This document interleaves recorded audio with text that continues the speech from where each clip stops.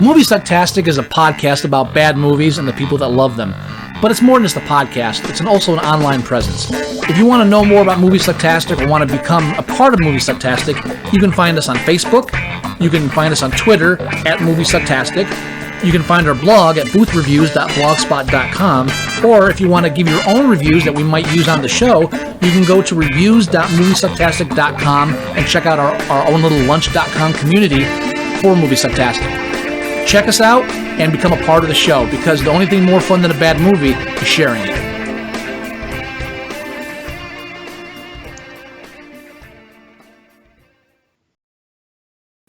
You are listening to Moviesucktastic.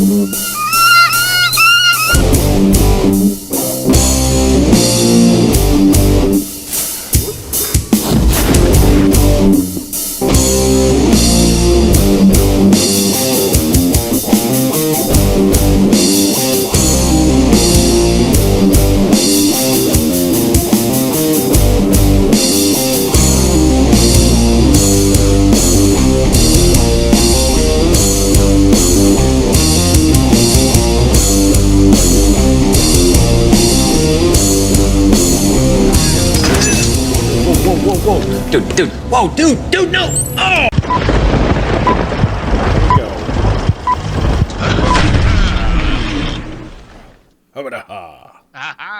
Hello. Welcome back. Howdy do, sir. Oh, good. How are you? I'm good. Oh yeah, there's our slideshow going. Ooh, coming in hot. Oh, feeling like some Blind Dead discussions here. Let me tell you, movie posters way better than this movie. You can say that with a lot of Spanish horror films, and I know that there are some people that are really fond of the genre. It's got its gems. There's some modern Spanish horror I really like, but the 70s exploitation Spanish horror, very few that actually really. I never really got too, just like the Ilza stuff. It's one of those things that, yeah, there's a niche for it, but that's not me. Yeah. But I've always had a soft spot for the Tombs of the Blind Dead film and its successors, of which this is the fourth. Right. This is the Blind Dead series. This is part of that. Yeah. And I'll admit this now. I don't. What other films are in the Blind Dead series? Because I don't think I've seen any of them. Okay, it starts with, and I'm going to refresh my memory on the years, but I'm pretty sure I'm right on this. Armando de Osorio, who did a lot of Spanish horror films, he wrote and directed Tombs of the Blind Dead first in 1972. Okay. Then in 1973, it was Return of the Evil Dead. Okay. Then in 1974, it was The Ghost Galleon. And then Night of the Seagulls was the last of the quadrilogy until they just made a new one this year or last year. Oh, really? Called Curse of the Blind Dead. Yeah, which I have not seen yet. So I haven't seen any of those. This is the first one that I've ever seen. One of the main reasons I like the Tombs of the Blind Dead is because I bought it on a whim from a video store because it was a horror film. Right. And it was about zombies, and it has one of my favorite lines ever in a horror film. It's when they go to this professor or somebody. He's explaining to them, and he's not like an old wise looking guy. He's like young, bald, suits too tight, and he explains the history of the Templar Knights. Now, these guys, they were they were blinded and they were evil and they had satanic practices, and so the guy said, "You can't seriously expect us to believe that these Templar Knights are around killing them," and he said, "It's preposterous. I've never seen anything like that." No, the guy said, "You're not telling me somebody's pretending to be these Templar Knights from 500 years ago. So that's preposterous. I've never seen anything like that. It's the knights themselves risen from the grave." And just and it's dubbing, so it may not even be the original line, but I was sold at that point. It's like from Zombie Oasis, Oh yeah, let's build gas bombs like in school. It just stays with you. You never forget that. Well, what's funny is that you say that it might not be the original line, which you're probably right, because I watched this film and it was during work hours. You know, if I'm working from home, I multitask, you know. So I had this film on one monitor while I was working on the other, and I'm listening to the movie with the English audio, but I left the subtitles on just so that I could say maybe peek at something in case I didn't, you know, maybe not get it. I could read it. There are so many lines in this movie. The subtitles don't match what they're saying. No. It kind of, you know, it would be like, hey, let's go over there and hide. And then the subtitle will be like, hey, let's run around the building and hide in this corner. It's like, well, wait a minute. What? So it's interesting that the subtitles don't match, kind of match, but they're different. They're definitely different than what is actually being said on the screen. I that used to be a big deal in back in the old days with bootlegs of Hong Kong action films, because depending on which region the film was shown in, they had to have subtitles. Because right. Chinese is a weird language where it's all written the same, but there's like a dozen different dialects.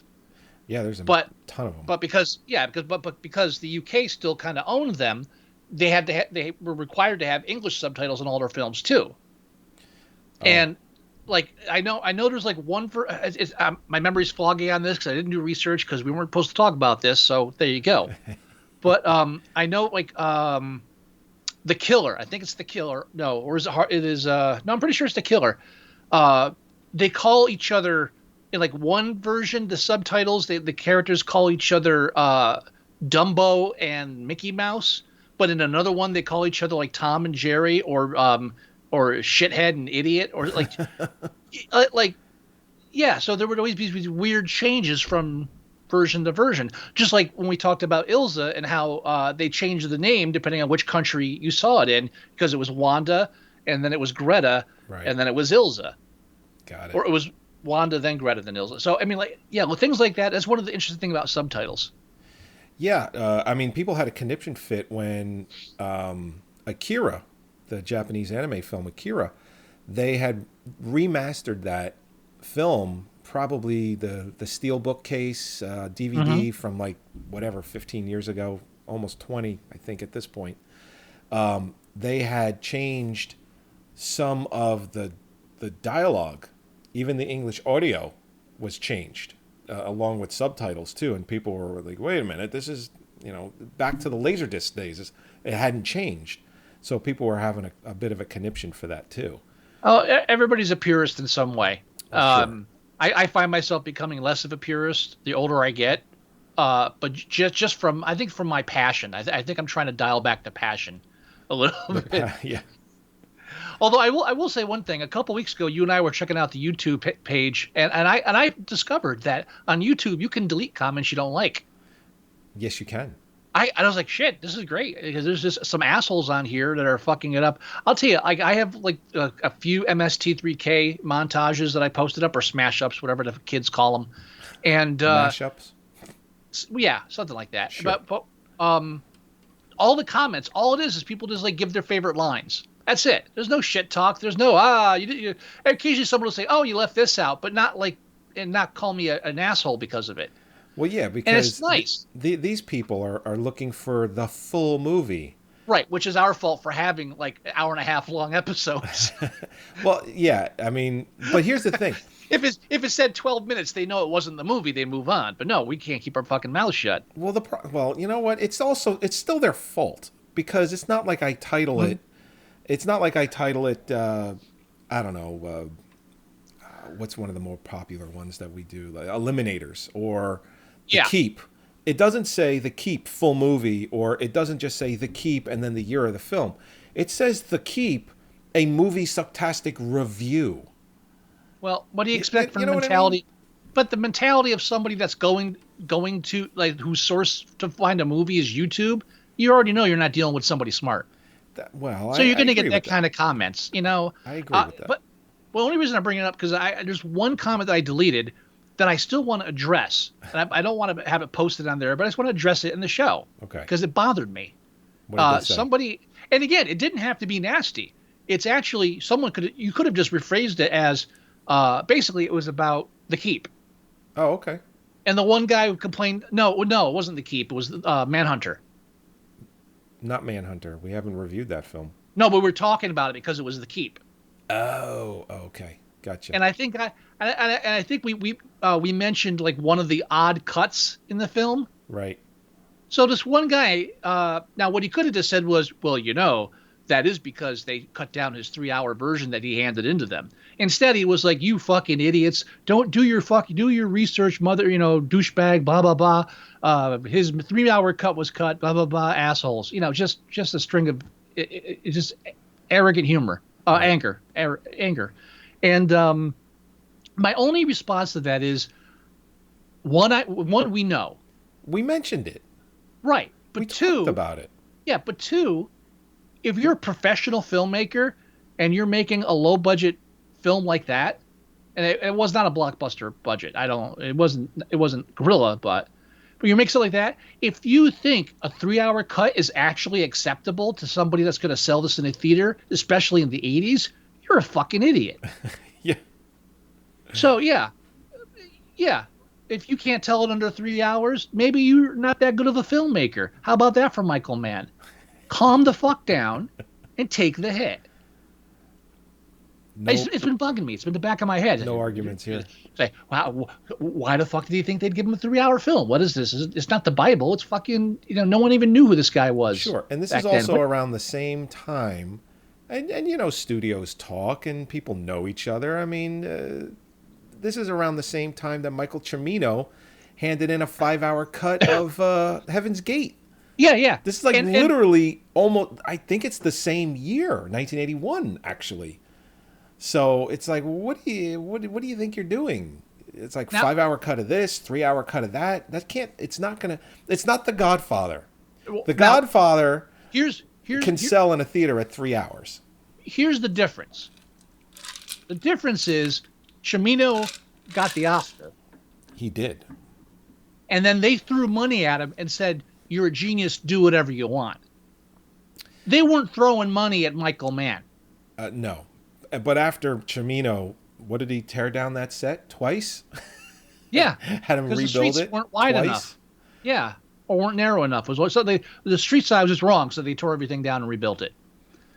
Oh, that's a fun episode. I want to see that 5-hour cut. I don't know if it'll ever come to the light of day. I just don't know. But tell me the one story. When these guys do this, when they all do this, tell me the one story where someone did that and the studio said, "Oh yeah, we'll release it uncut. 5 hours. Yeah, sounds fine. 4 hours, great."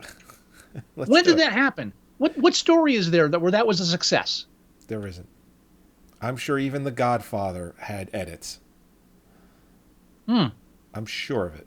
And now they got that new Clarice TV show coming out because that's the character everybody cared about. Meh. Yeah, they tried the other character, and that show got canceled after 3 seasons. Yeah, that's why they made so many movies about that character. Yeah. No. What's interesting is when they did Hannibal. I know we're supposed to be talking about Night of the Seagulls.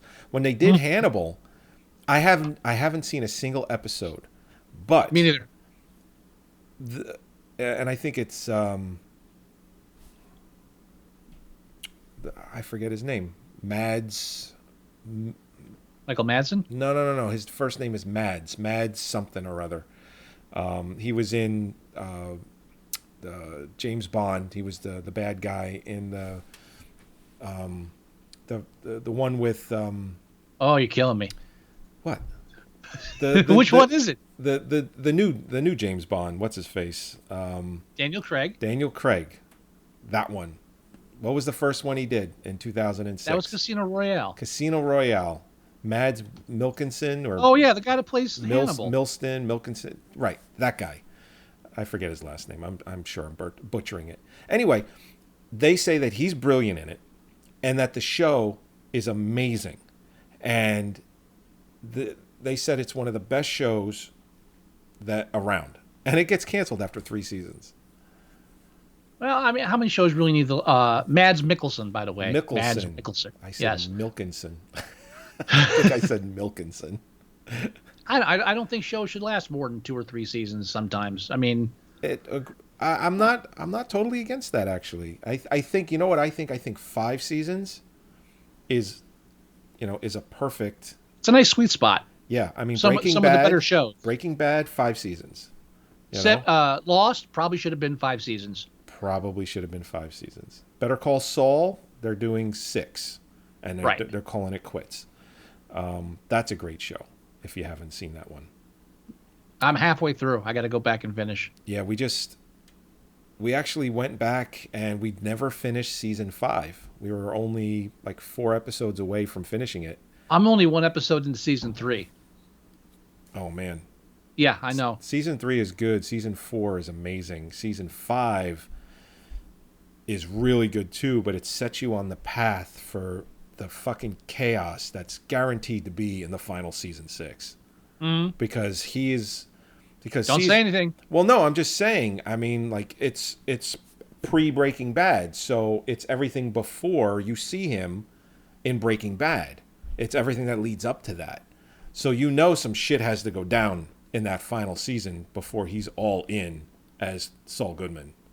So anyway, Night of the Seagulls.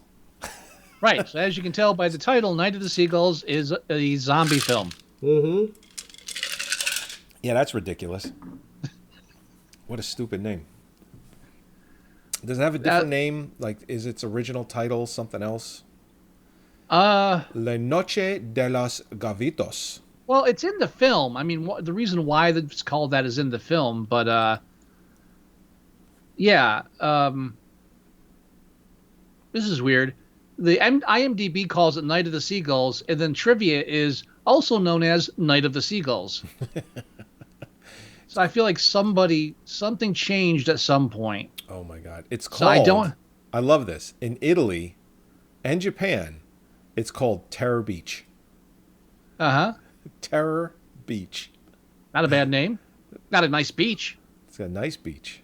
When you say beach, you don't think, what was that, Scotland or Ireland? They all look alike, so I don't... The beach? That was... Yeah, where the film takes place, dude. What do you think I'm talking about? You're talking about the movie The Beach. No, I'm talking about Night of the Seagulls? Night of the Seagull, the film we keep not talking about. I'm talking about where that takes place. Oh, it's not the Spanish coast? Oh, Spanish coast. That makes more sense. Sorry. I'm like, isn't this the Spanish coast? I mean, it might not be. I don't know. They're speaking Spanish, so I'm assuming it was filmed in Spain. Yeah, no, you know what? Yeah. I have to go with that. For some reason, I kept thinking Scotland, Ireland, not remembering that the film was in Spanish because I'm reading it. Right. Yeah. You know what? In the UK, the film is called Don't Go Out at Night. Which also makes sense. The doctor the doctor that comes into the house, and the doctor, I guess, is leaving and is retired. Well, yeah. He specifically tells him, "Don't go out at night." Well, that's the great setup. After we see a medieval period piece where the actual Templar Knights themselves kidnap a woman and sacrifice her they kill her and then feed her the crabs to worship a statue of a frog. And I'm not sure I get the connection. But then it cuts to modern. Then it cuts to present day. What? Present day. Present day. Present day. Why date ourselves? It didn't tell you it wasn't present day in the previous one too. So you don't know it's present. You don't know that you're not dealing with that time period until it says present day. Exactly. But sorry, animal. So these two doctors, the doctor and his wife, show up. They've been assigned to this village, and after everyone ignores them and everyone acts like they're shit in town. And by the way, the doctor he's great with people. Yeah, the first thing he does is he goes in there and he's just like, tell me where the doctor's house is. And he picks up the guy by his collar, and he's just like he's ready to knock him out. I just want directions. I just want to know how to get there. Really? Yeah. If this is how mad the guy gets when he can't get directions. Yeah, Well, you know what? That's the most mad he gets. You got fucking Templar Knight zombies breaking into the house, and he's like, "Oh, that's interesting." He's a very serious man. He's Yeah, a very it seems so. I mean, and I know I'm getting ahead of myself, but he burns one and it dies, and they think not to do that more. There's fire everywhere. Why not also, just burn all of them? They arrive in a town where no one will even talk to them. The doctor that's leaving there says, the first thing he says is, you should get a transfer as soon as possible. You don't want to stay here.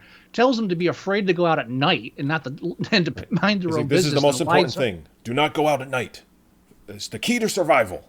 Right. He literally says the key to survival is not to go out at night, then runs off on a donkey because he doesn't want to go through town.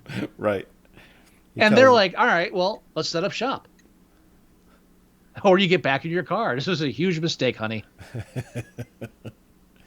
This guy must have been elated that he had a doctor coming in to take his place.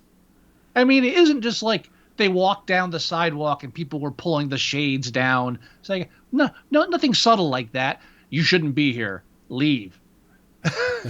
All right, we'll stay. And then they're like, well, we'll see what happens when you need a doctor. There's not one positive sign during any of that. Not one thing that would make you go, oh, maybe I'm overreacting. No. Yeah. No, there's not. None. So we're already losing on the credibility. I mean, the sun doesn't shine one time during this entire film, I think. Uh-huh. I mean, at least, I'm looking Not brightly. I'm looking at a picture and it looks like this guy's standing in his shadow, but they go through great lengths to make it look like it's just so dreary and just cloudy all the time. Yeah. Now, they would be on their own, not dealing with anything, but one of the young women in town strikes up a friendship with the wife, and then, of course, there's good old Teddy. Teddy. Well, when you said before, because no one would talk to them, I go, Teddy will talk to them. Oh, Teddy will talk to them. Teddy will not hurt you. I think I have more screenshots of Teddy. You have a lot of screenshots of Teddy. I've got more Teddy in my screenshots than I have zombies because Teddy was so much more impressive. All this guy had was like some black tooth makeup and just the wild eyes. Yeah, and he just curves his lip to the side. Teddy here to sleep in the attic. Teddy here to sleep in the attic. Teddy will not hurt you. They throw rocks at me. They throw rocks at me. We've all known a Teddy or two, and I like Teddy. I have no problems with Teddy. Although when he's staring at her through the window, it's like Teddy's a little fucking creepy. That's probably my favorite shot of the entire film. It's one of the few shots that the film's not poorly done as far as just like how it's made. I mean, the guy was an accomplished director. I mean, it's decent. It's not really bad. Well, it's interesting that you say that because as I'm watching this film, I'm just thinking about how even it's a low budget film, it's a low budget horror film, but I'm looking at like the direction, how it's paced. It's not bad. No, it's not bad. It's competent. It absolutely is. And I just think if somebody took the blueprint for how this film is made, and let's say they were going to remake it exactly the same way, they probably could and just fix, a lot of the problems that the movie has, and it would still come out as a pretty decent little horror film. Yeah, I mean, it's got its flaws, but most horror films do. So, let's not be mean about it. It's a horror film. But it's not poorly done in any way. I mean, it has some pretty decent shots. Some of the slow-mo could have been done a little differently. Some of it's a little excessive in parts, but it's not like done overly. Mm-hmm. I mean, I enjoyed the zombies. I like that they were slow moving. I like that they were, slowly crept towards you, and it kind of made it a little more suspenseful and kind of creepy. I like that. I will give credit to the fact that the filmmaker, in order to make the undead zombie horses slow too, whenever they're riding the horses, it's always in slow motion. Well, because you can't get the horses to go slow. No.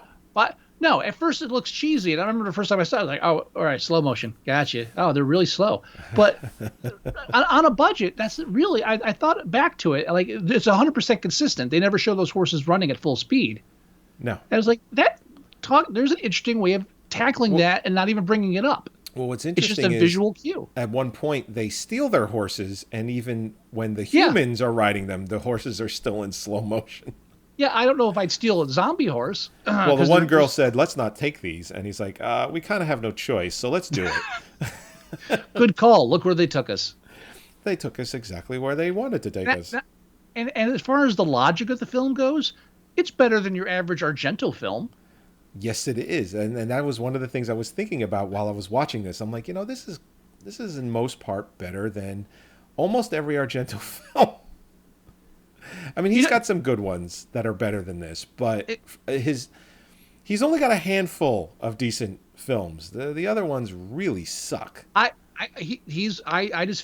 think he's a brilliant director, but he should stop writing his own screenplays. I've said that, Yes. for years. And I don't care what anybody else thinks about that. You get anybody with a strong enough fan base, and the minute you criticize Michael Mann, you should suck. Well, sure. Come on. Everybody's flawed. I remember back to the time when we first started this show, we went and saw Avatar. I think it's episode 7. It's like really the birth of this show. Like in the first 10 episodes, you had written an article talking about how Avatar sucks. Yeah, And it was it wasn't a shit talking article. No. I wouldn't say article, a couple paragraphs, but it was probably, a page or two, 250 words. I mean, it was maybe 500. It was what I'm getting at is you said the film was directed by Ridley Scott instead of James Cameron. Yeah, stupid typo on the first gun through, and somebody ripped you not ripped you apart, but these were adults on LinkedIn, yeah, acting like fucking juveniles on YouTube. And that's where I'm going with it.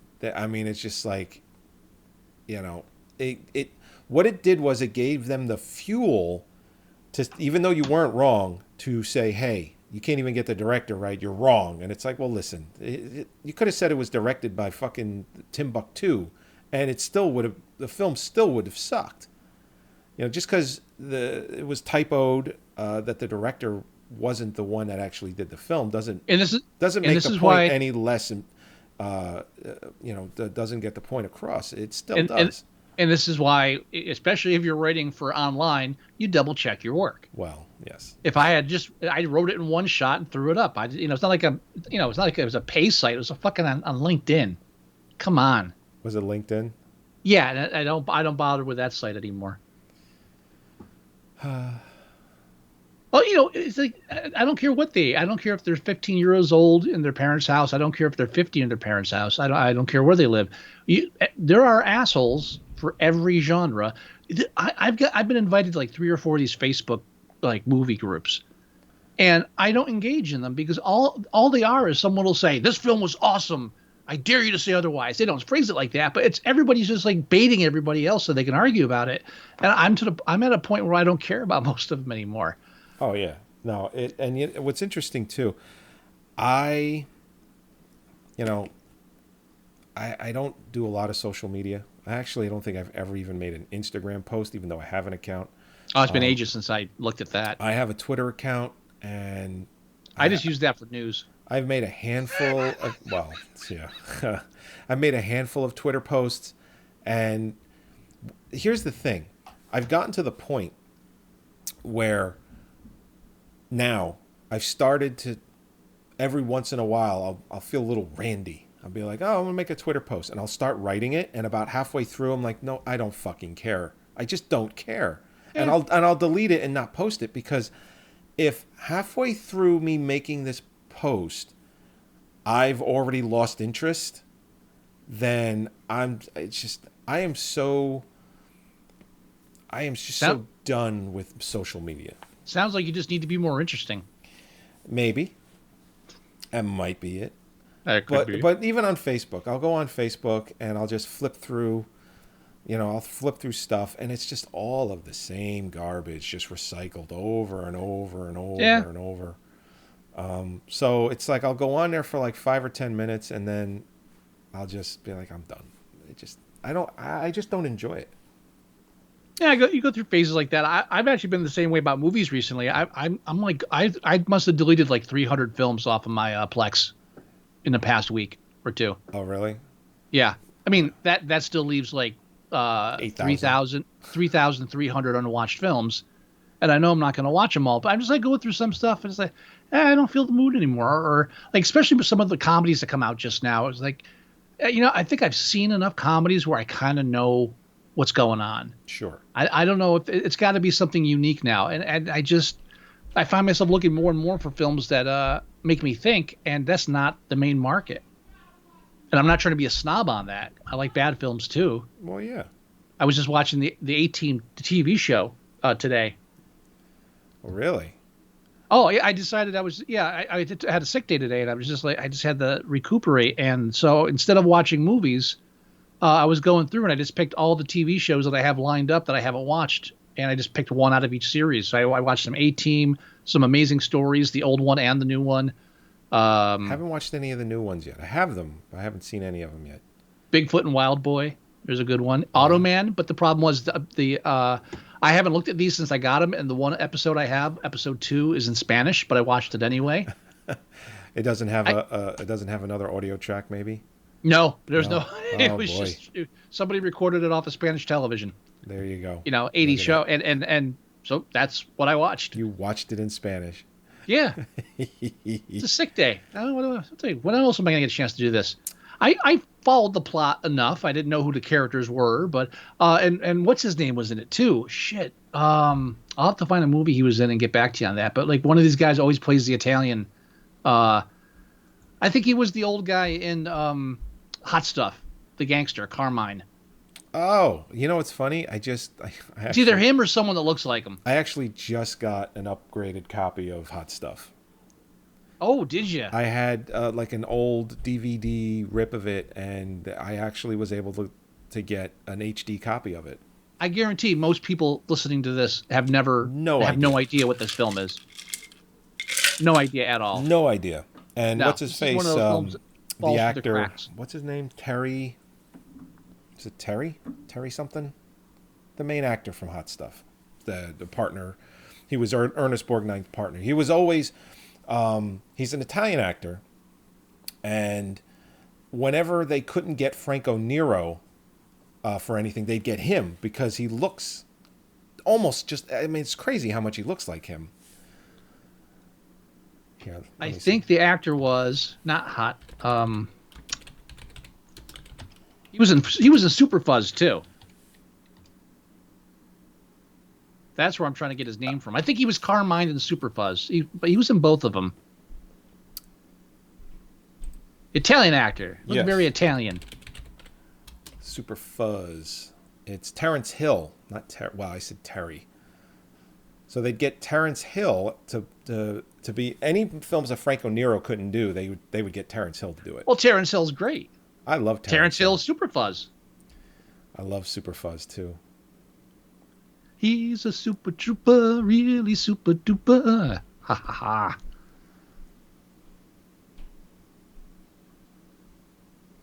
Where were we? Night of the Seagulls, yeah. Yeah, Night of Seagulls. No, so- he wasn't in Hot Stuff. I got my movies mixed up, I think. Super Fuzz and Hot Stuff. Yeah, I think I said two. No, he's in Hot Stuff. Terrence Hill? No, not Terrence Hill. The Italian guy I'm talking about. Oh, that guy, yes. And it's Super Fuzz I got an HD copy of, not Hot Stuff. Oh, that explains my confusion. Yes. You know what I did? My copy of Hot Stuff was a Laserdisc rip. I actually, because I got a better copy of Hot Stuff. It's a DVD rip now. Mm-hmm. Or it's a DVD copy, I should say. And I was like, oh, I took a look at the quality side by side. Oh my God. It's like, one is like watching a potato and the other is just, it's so much, the quality is 100 times better, even for DVD. I'll tell you. But yeah, Super Fuzz is the one I got an HD copy of. Oh, I need a copy of that. Yes. I'll send you I'll send it to you. Let's see what my copy is. Mine's 480. Yeah, send that shit over. Oh, Maybe you've got a better soundtrack. I swear there's a different soundtrack to the one I have. The one I have is just the Super Trooper song over and over and over and over again. Super Fuzz? Yeah.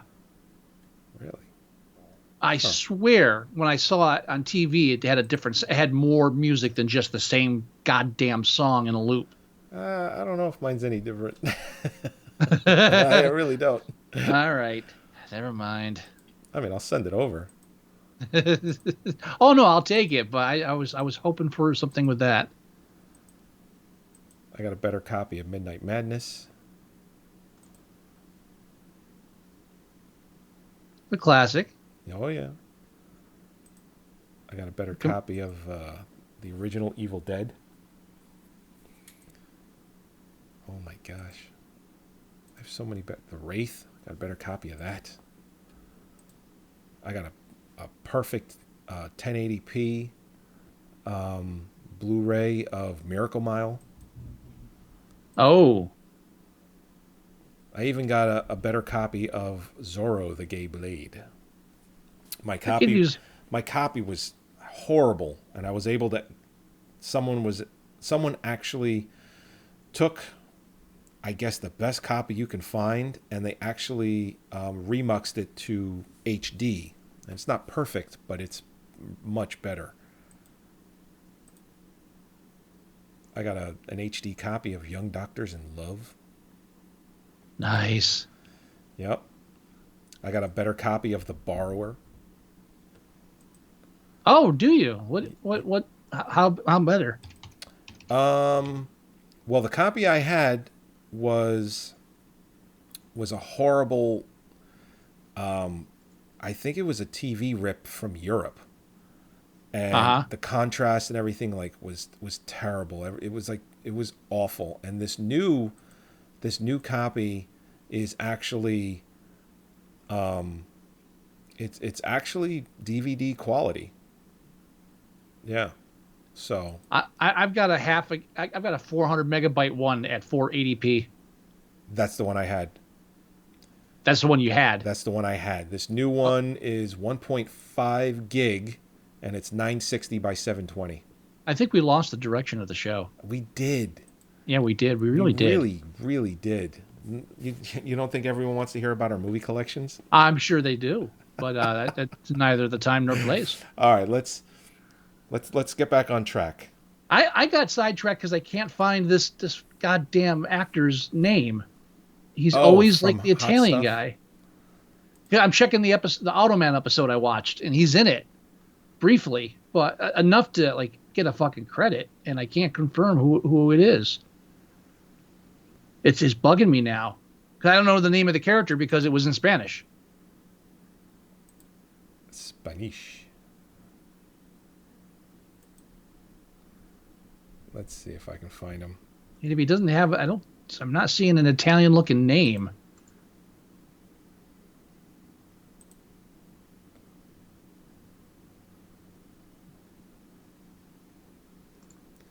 Well, Pregnant Crook. Wow, this is a large cast for such a small film. For real. Carmine, Mark Lawrence. Oh, you know what? I got sidetracked. Yeah, Argento. It's Mark Lawrence. It is Mark Lawrence? It's Mark Lawrence. Well, he's not. He didn't get a credit on the episode of Automan. What year was that one? 83. And he was in Super Fuzz. He played Tony Torpedo. Right. So I'm thinking of a different actor maybe, and I just can't find one that looks like him. You might be thinking of a different actor, but if you it was him. If you look up Mark Lawrence, and you click, yeah, I saw that. I thought that was him, but this guy's got a. If it is him, he didn't get a credit in the show, and I can't believe he didn't get a credit because he was a major criminal in it.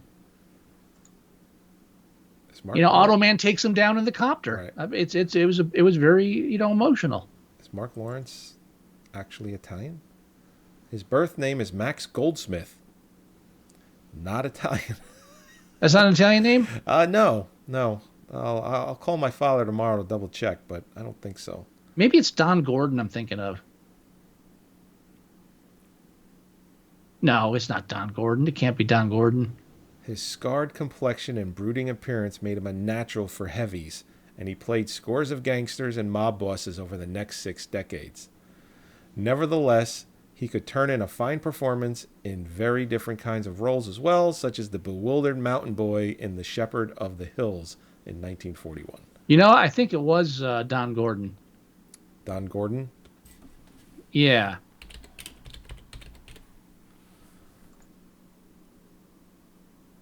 I think it was Don Gordon, and the way they filmed him, I think with his slicked hair and everything, it reminded me of him. I'm a racist, is what I'm saying. Was Don Gordon in Automan? Yeah, he's the one that was in that episode, I think. I think that's who I'm thinking of. What year did that show come out? 80s, 83. 83. Yeah, the prime of my youth. There it is, Automan. Same year as And Manimal. The episode was called Staying Alive While Running a High Flash Dance Fever.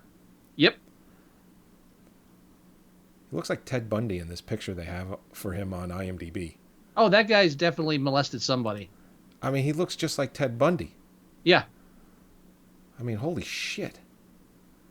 It's creepy. But what I was saying was Argento. Argento. What I was saying is... He shouldn't write his own shit. I'm not saying it was a clever plot, but at least Night of the Seagulls, again, it's about zombies. And also, the whole point is, as Teddy reveals later, is that the Seagulls are supposed to be the souls of the women killed before for the tomb of the blind dead Templar knights, because the Templar knights, every 7 years, they want 7 virgins over 7 knights. It doesn't make sense, but it's nice and to the point. It's easy directions to follow. Right. And their village doesn't get destroyed. Right. Otherwise, the Templar Knights get angry and destroy everything. But the first night they're there, which is like the second murder, I think, or the third, and the wife hears the seagulls. She's like, "Seagulls," and then she said, "But seagulls don't fly at night." And he goes, "Yeah," and I looked it up. They do. Of course they do. Google told me, I typed in Google, "Do seagulls fly?" and Google said, "Yes, sir." At night. At night, of course. I checked the fly first to make sure they were following me. Then I added the night. Yes, of course. But if you've ever been to any supermarket in the Bloomfield, Belleville, Nutley area, seagulls everywhere. Yeah, they fly at night. And also, sea crabs do eat corpses, but not necessarily because of a pagan god sacrifice. Got it. Pretty much any corpse, virgin or not, is going to get some crabs in it. Yeah, and all I kept thinking was, man, if I was a virgin and I was hanging out with the doctor and I knew that I would be sacrificed for being one, I'd be seducing the doctor. Yeah. Oh no, I should go out there like the town people want me to. It's like, yeah, I'll just walk over. Like the one girl, she's walking over, she's crying. She goes to the doctor. He gives her a tranquilizer. The parents come pick her up, and they're like, she should stay overnight. It's like, no, she's coming back with us. Thank you, but no, thank you. And she just basically goes out with this mob and then gets sacrificed. Right. And it's like, nah, I don't think so. I think I'd be seducing the doctor. And again, one of the flaws of the whole idea of the film is, if it had been a casual, "Hey, that's strange. I didn't notice that." It's like if Midsummer, like when they brought them, like the first act when they get to the place, so we're going to kill you at the end of this. Be warned. Just so you know, this is what's happening. Before you take the LSD, this is going to end in death. Say now, spoiler alert, whatever. But with that, it's not. There's no gradual implication right off the bat. You shouldn't be here. Don't go out at night. The whole town hates you. And there's this handicapped guy that apparently they like to throw rocks at for fun. Yeah. Teddy comes to sleep in the attic. Right. So the whole cat and mouse thing of finding out what's going on, kind of loses any suspense. It's not. It ain't fucking Wicker Man, the original. No. It's kind of what it's going for, but with low expectations. Yeah. Just, like when they go to visit the girl that they sacrificed the night before. It's like, oh, she's fine. Leave. We don't want you here anymore. Yes, she went to go live with family. She'll be very taken care of. It's like, how long has this town been losing teenage girls and no authorities have stepped in? Because it's in the remote Spanish coast. My favorite part is at the end when the doctor finally clues into what's going on and saves the girl from sacrifice. The whole town just packs up and leaves. And I just wanted a moment with the parents that had sacrificed their daughters. Sweet, this was an option all along. we didn't roll this out as Plan A instead of Plan B. It happens every 7 years, so we knew this was coming. Could we just leave town for a week? Yeah, you could have. Oh. You could have, or you could have went in and just knocked the frog over, and you would have been fine. Yeah, now you can see why I thought they were Irish. That's right. And it sounds racist, but I have no idea why I would say that. I don't either. So it's really not. I don't either. Because it makes no sense. Because there ain't a redhead in the bunch. You know what it is the sweaters. The doctor wore some of the gayest sweaters I've ever seen. It's some nice, the one I want the one sweater with the high, but he's coming out. He's trying to mingle with the local peasants. He's got these octagons on his chest. Hey, what is that? No. You see anybody wearing like that kind of sweater? No. They knitted it from a sheep while it was alive. Wait, what? Riding it. You know how that works, right? They don't have to kill the sheep to get the wool. Well, I mean, they were while it's there. And then we're gonna make haggis out of its stomach. Exactly. There you go. If I ever went to Ireland, the only reason would be to is for the sweaters. Is that right? What's his name? Oh, the orca. Oh, Richard. Man named Horse. Forget him. His sweaters were beautiful. With his sweaters. That one sweater he wore, that was a man's sweater. That's what a man wears. Shit, what was his name? It was Richard something. See that you get his name. I know. I got his first name. A man called Horse, and he was in Richard Harris. Richard Harris. Thank you. Yeah. Oh yeah. I mean, he's even wearing. I think he's wearing turtleneck. He's got a turtleneck sweater at one point in Orca as well. He wears it throughout it, and it's awesome. I love that sweater. But anyway, that's why the town people hate him, is the sweaters. Is that right? It's funny. Every time I think of a sweater like that, I think of that film. What was the film? The Clive Barker one. Oh, Rawhead Rex. Oh yeah. Well, that was Ireland. Ireland, yeah. Yeah. And the father is there with his wife and his kid to visit his home country, his yeah. And he's got that Irish, it's like you think I mean, it's just the fact that he's wearing the sweater alone. It's thick. It doesn't look comfortable. It just looks like it's 2 inches thick. Yeah. The best kind of sweaters. Anyway. And it doesn't help that the zombies are very, very slow. Well, you know what? And it should make it easy to defeat them. I mean, the one guy just went into the room and he broke the lantern, the lamp. It's like an oil lamp. He breaks it to light the one on fire. He could have just taken the top off, but he decided. Yeah. I mean, obviously, it's for it doesn't work well under pressure. Dramatic effect. But he lights one on fire, and it's just it even dies slowly, where it's just it felt like it was falling over for a solid 10-15 seconds. Well, Teddy, who was pushed off a cliff by the angry villagers earlier, for and being is severely a snitch. Yeah, just Snitches for being Teddy. Get stitches. But he's severely wounded. He can barely move. He's not bright to begin with. It wasn't even that coordinated to begin with.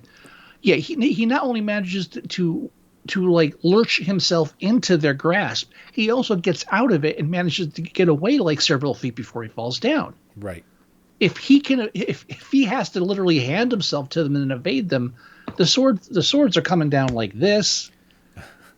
You know, when he cuts the girl and like dodges away, it just takes away the believability. I like when they get back to the place, when the horses take them back to the temple and all the knights are standing there and they run in. Right. And like it's like immediately he's onto it. Oh, this is where they wanted us, because you're the one they want to kill. And he kind of says it like, yeah, I saw this coming. But here's the thing. That's his wife, right? It was the Templar Knights themselves. That's his wife, right? Yeah.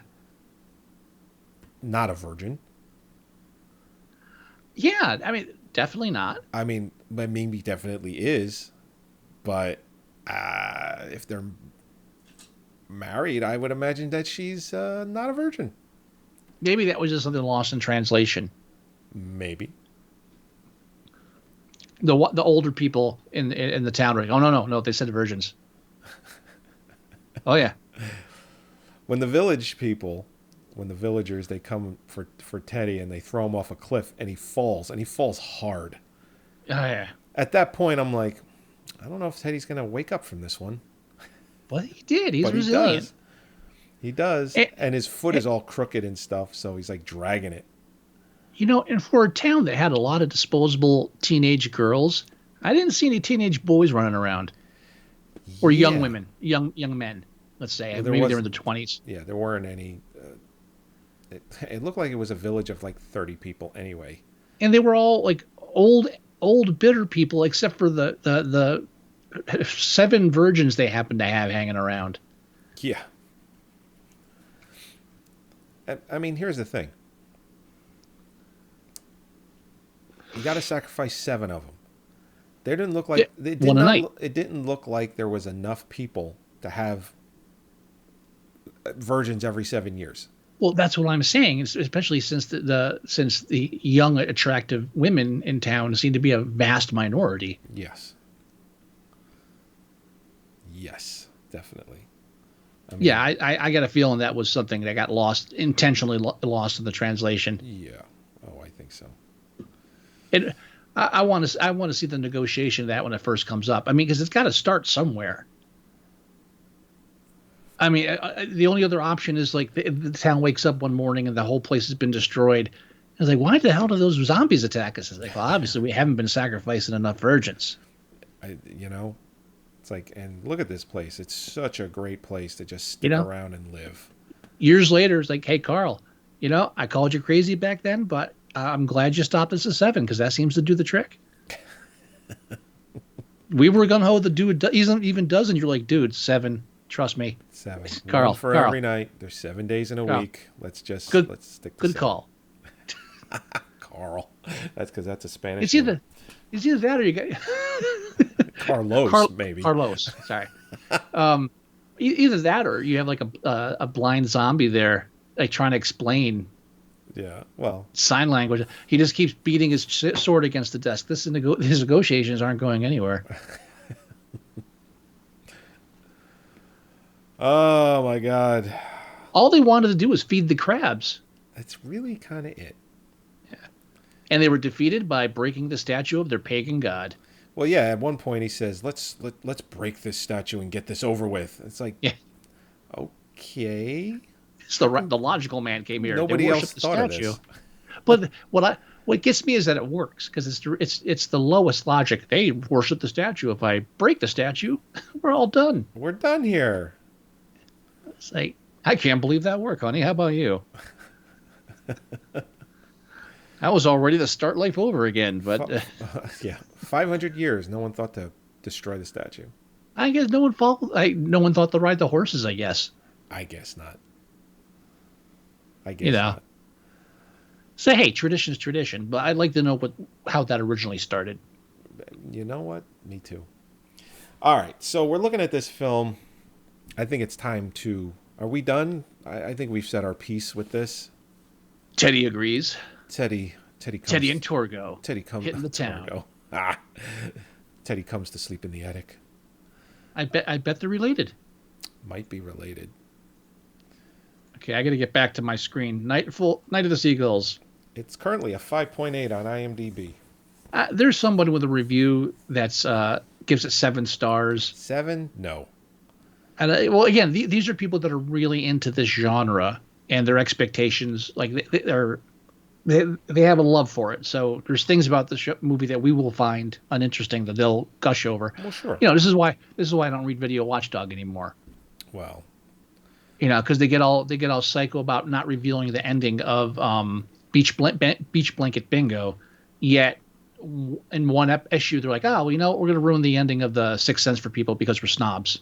well, and you know what? You're right, because I was flipping through your Video Watchdog. You told me, says, yeah, read this little blurb on The Wicker Man, and I had never seen it, and they give away the ending, and I'm like, oh, what the fuck? I was so annoyed. Yeah, but it's just I even love when like, but not to get on sidetracked. But that's why any kind of niche of fandom is going to have a large percentage of people that are delusional. Not always violently, but there it is. I mean, this is not a 7-star film. No. I'd be willing to give it 6 though. 6. You know what? It is. 5 seems too low. 5. It seems like it's at an above average, little horror film. So you know what? I'm on board with a 6. Oh, and if you go to the IMDb Night of the Seagulls, they have a trailer for it, but the one screenshot of that trailer is my favorite shot of the whole film. It's Teddy in the window behind her. The trailer is 5 minutes long. Yeah, that's the movie, insane. basically. That's insane. And I found that trailer, and I had a 2.5-minute one, and I just felt, you know what? Even that's too long. It's just too long. I wanted like a 30-second TV spot, but we're in a decade where TV spots are very hard to come by. So it's either 2.5 to 3-minute trailer or nothing. So what do you think? 6 stars? I think 6 is okay. I agree. I actually think the 5.8, if we were to go in a, like a point system, 5.8 is actually a really good number for this. But you can't give it a 5.8. You can only give it 5, 6, 7, and whatnot. I have to say the film has a charm to it, and it's a film I would show at a bad movie night. I absolutely would show this film. Yeah, you definitely remember after you see it. Oh yeah. And and not all for the wrong reasons. You're right.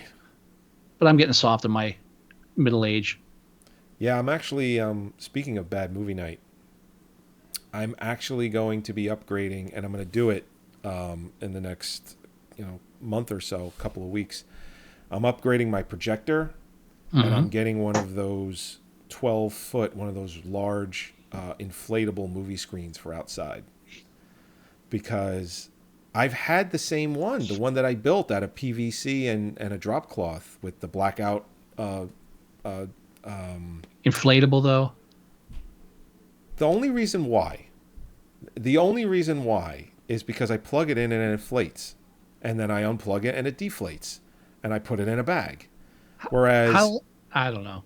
Whereas the screen that I have is big, but I want it to be bigger, and I just don't feel like building something new. I really don't.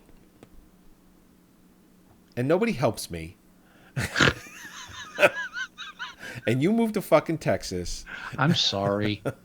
Because when Scott would come over, we would do these. He'd help me put the screen together, and then I'd anchor it to the fence or the wall or whatever it was.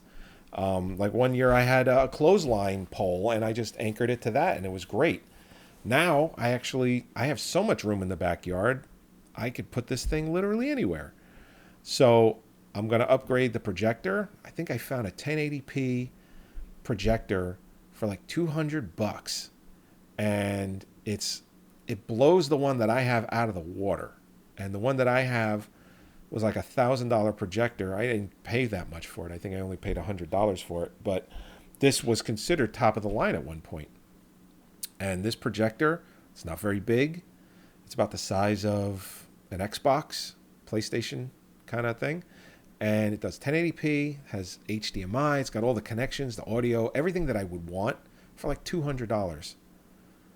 And between that and a new screen, I'm going to probably spend around $350. We should wrap this up We should. and talk about this after the kind people are done listening to the episode. Okay. I do have a movie challenge for you. Right, because this was my movie challenge to you. Correct. Because we're still in 1970. 75. Yeah, I lost my page. It's okay. Yeah, 1975. So we're still in 75, and I have a feeling you're not going to be taking us into 1976 anytime soon. Right. So anyone that has listening to the show for the first time, we challenge each other based on the 1973 start date, which is Scott's birth year, and we challenge films to each other based on the year. And we're currently in 1975. If I felt we were done with 1975, I can challenge Scott to a movie from 1976, which I am not doing. We are still in 1975, and I don't think you're going to be very excited about this film. Oh, here we go. Although I feel it's a film that we should be reviewing.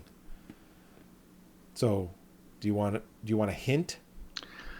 I'll need a little hint. Okay.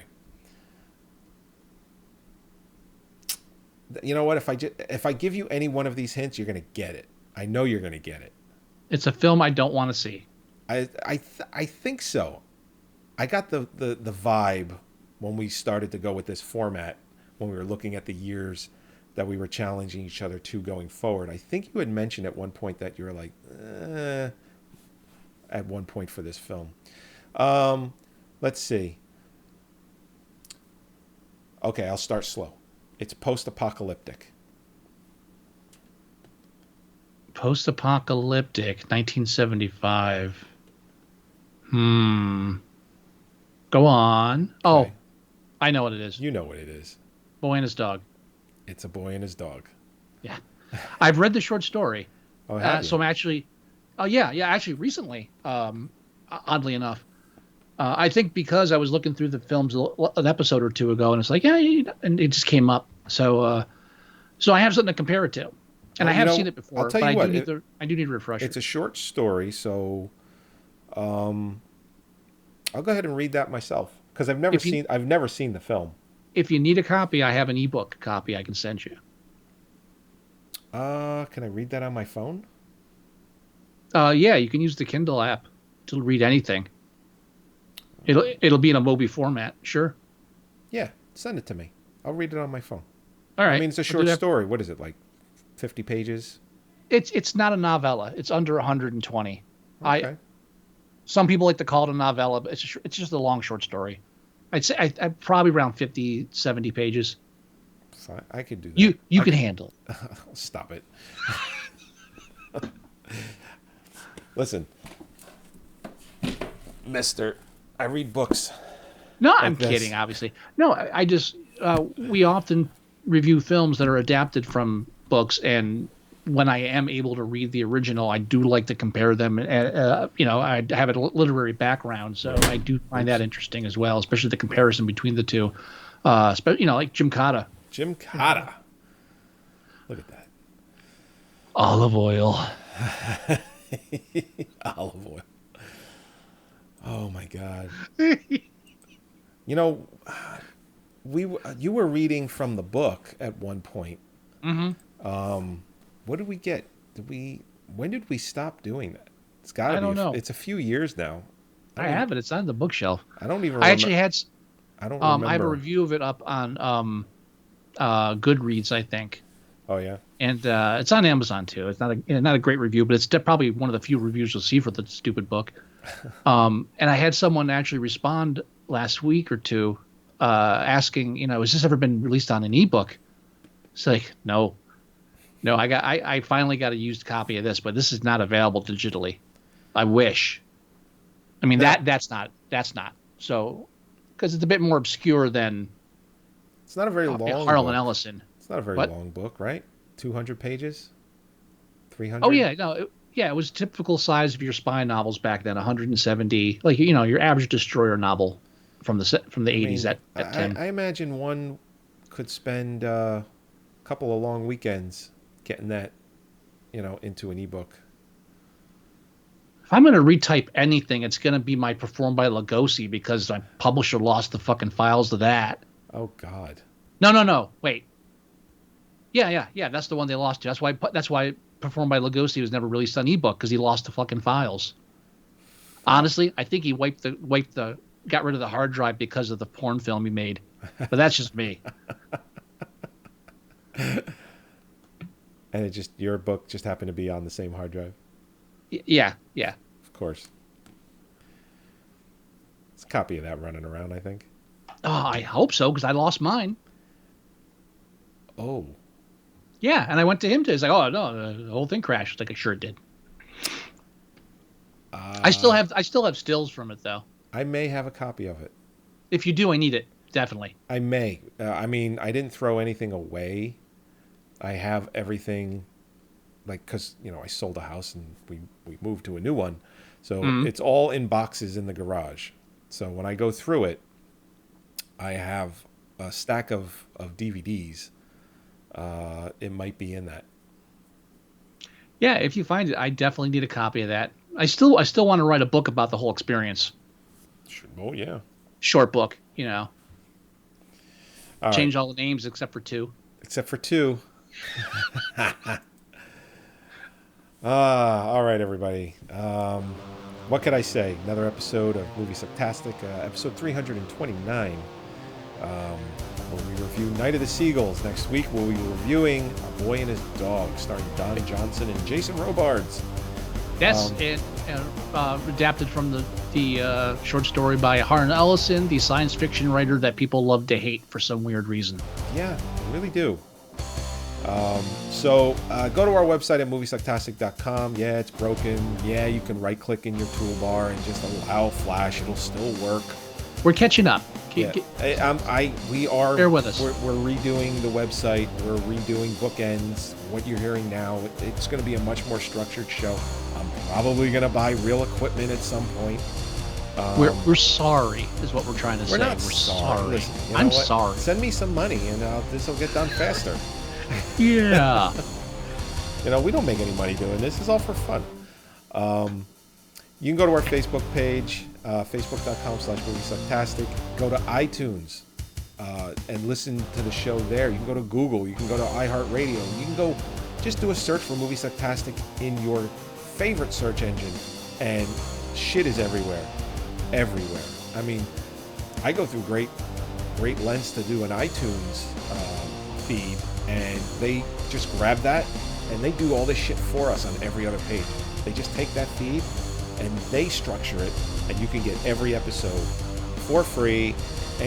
Not like other websites and not like other podcast shows where you got to pay to listen to past shows, which is ridiculous to me. But anyway, that's basically it. We'll see you next week. Talk to you guys later. Bye-bye. Bye.